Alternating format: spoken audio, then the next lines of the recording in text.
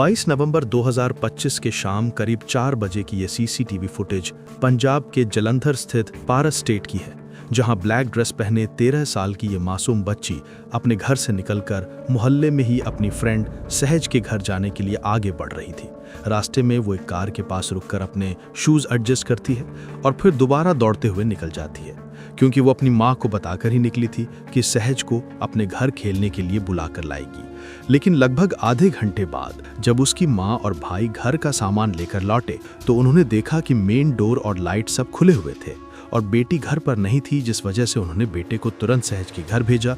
मगर सहज के पिता हरमिंदर सिंह उर्फ हैप्पी ने ये कहते हुए साफ इनकार कर दिया कि वो यहाँ आई ही नहीं, बल्कि सहज तो अपनी माँ के साथ लुधियाना गई हुई है। अब ये बात जब मोहल्ले वालों तक पहुंची तो सब हैरान थे, क्योंकि दिन दहाड़े एक सुरक्षित मानी जाने वाली सोसाइटी से बच्ची का गायब हो जाना सभी को परेशान करने वाला था। इसलिए जब मोहल्ले वालों ने मिलकर उन घरों के सीसीटीवी फुटेज देखनी शुरू की जहां कैमरे लगे थे, तो उन्हें 4:03 पर बच्ची गली में दौड़ती दिखी और 4:04 पर वही बच्ची एक घर की बेल बजाती नजर आई। और गौर करने पर पता चला कि ये घर उसी फ्रेंड सहज का है जहां उसके घर वाले कुछ देर पहले पता करने गए थे, जबकि हरमिंदर सिंह ने उसके आने की बात ही नकार दी थी।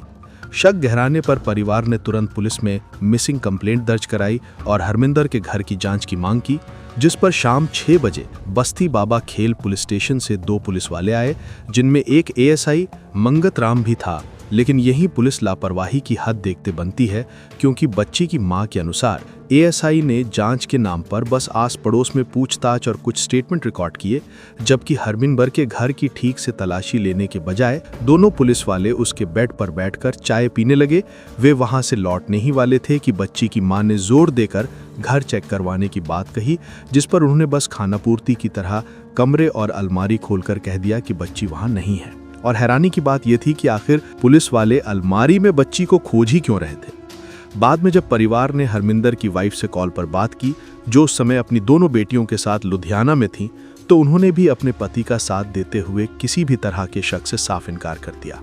बच्ची को गायब हुए जब 4 घंटे से ज्यादा का समय बीत गया तो घर वालों की बेचैनी बढ़ने लगी और मोहल्ले वालों ने भी परेशान होकर दोबारा गली के सभी सीसीटीवी फुटेज चेक करना शुरू किया, जहां 4-4 की उस फुटेज में साफ दिखा कि उनकी बेटी अपनी दोस्त से मिलने हरमिंदर के घर के अंदर तो गई थी, लेकिन बाहर फिर कभी नजर नहीं आई, जिसे देखकर सोचिए उस माँ का दिल कैसे कांप उठा होगा, जो बार बार हरमिंदर के घर जाकर उससे पूछ चुकी थी और हर बार वो उन्हें न सिर्फ मना कर देता बल्कि उल्टा सबके साथ बदसलूकी भी करने लगा था। फुटेज ये साफ सबूत था कि बच्ची हरमिंदर के घर के अंदर ही है। इसलिए रात करीब 10 बजे परिवार और मोहल्ले वालों के भीतर अनहोनी का डर और हरमिंदर उर्फ हैप्पी की हरकतों पर गुस्सा इस कदर फूट पड़ा कि सब ने मिलकर उसके घर पर धावा बोल दिया, जो एक सिंगल स्टोरी 2-3 कमरों का छोटा सा घर था। लेकिन जब किसी भी कमरे में बच्ची नहीं मिली तो सबका शक मेन गेट से सटे उस बाथरूम पर गया, जिस पर ताला लगा हुआ था। जैसे ही सबने मिलकर उसका ताला तोड़ा तो वहां एक ऐसा खौफनाक सच खुला जिसने सबके होश उड़ा दिए, क्योंकि बाथरूम की फर्श पर बच्ची बेजान पड़ी थी। उसका चेहरा लाल पड़ चुका था और मुंह में कपड़ा ठूसा हुआ था। और ये मंजर जितना सुनकर दर्द देता है, सोचिए वहां मौजूद लोगों के अंदर उस पल कितना बड़ा गुस्सा और दुख उमड़ पड़ा होगा कि उसी भाव में मोहल्ले वालों ने हरमिंदर को घर से घसीटकर बाहर निकाला और पीटना शुरू कर दिया, जहां भील ने उसे इस कदर मारा कि वो बेदम हो गया। और लोगों ने तो उसे आग के हवाले करने की कोशिश भी कर दी, लेकिन मौके पर पहुंची पुलिस ने घायल हरमिंदर को भीड़ से बचाकर सिविल हॉस्पिटल में भर्ती करवाया।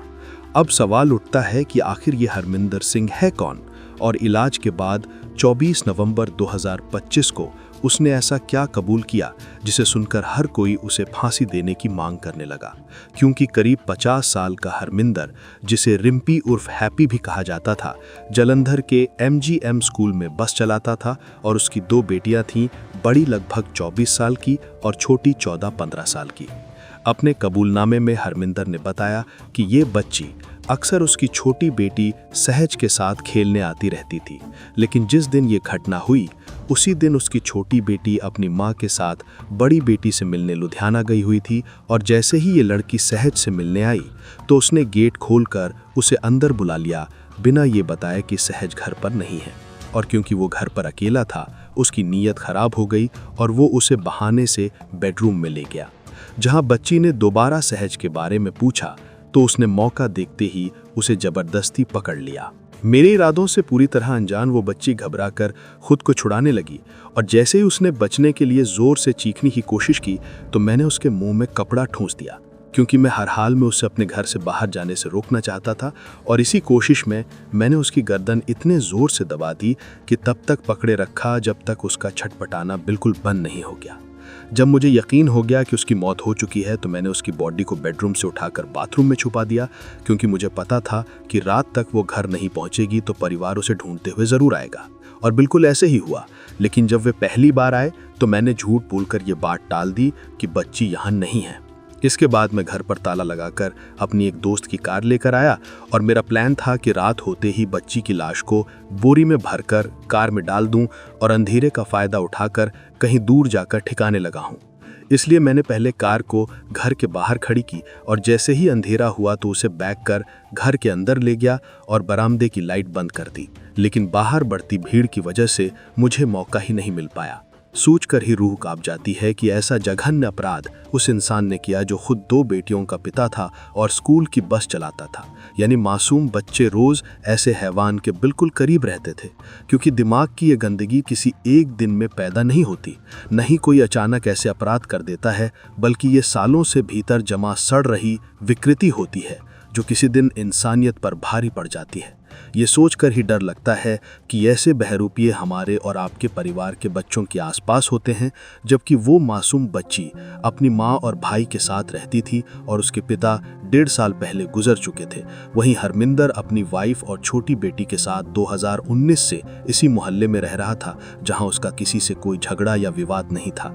एक साइकोलॉजिकल पर्सपेक्टिव से इसे doctor Jekyll and mister hide effect कहा जाता है, जिसमें ऐसे ऑफेंडर्स अपनी जिंदगी को 2 अलग-अलग हिस्सों में बांट लेते हैं। एक हिस्से में वो एक जिम्मेदार पिता, प्रोवाइडर और सम्मानित नेबर बनकर रहते हैं, जबकि दूसरे हिस्से में एक खतरनाक प्रेडेटर की तरह। और इन्हें इन दोनों रियलिटीज़ में स्विच करते हुए न तो कोई फर्क पड़ता है और न ही अपराध का कोई गिल्ट महसूस होता है।